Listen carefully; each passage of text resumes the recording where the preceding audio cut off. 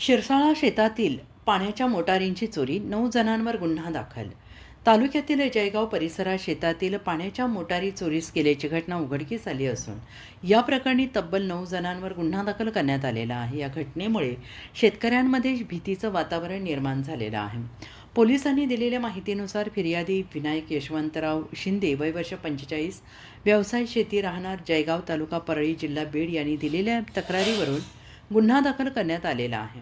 अज्ञात आरोपींनी जयगाव शिवारातील गट क्रमांक 62 मधील शेतातून पाण्याच्या मोटारी चोरी केल्या आणि या चोरीमध्ये विविध शेतकऱ्यांच्या 5 HP आणि 7.5 HP क्षमतेच्या एकूण 9 पाण्याच्या मोटारी चोरून नेण्यात आल्या असून त्यांची एकूण किंमत सुमारे 1,21,000 रुपये एवढी आहे.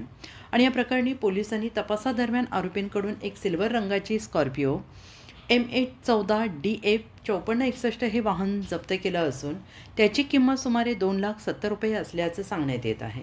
पोलिसांनी आरोपींना अटक केलेली असून पुढील तपास पोलीस उपनिरीक्षक राठोड यांच्या मार्गदर्शनाखाली सुरू आहे. आणि या संपूर्ण बातमीचा आढावा घेतला आहे शिरसाळा येथून अतुल बडे यांनी.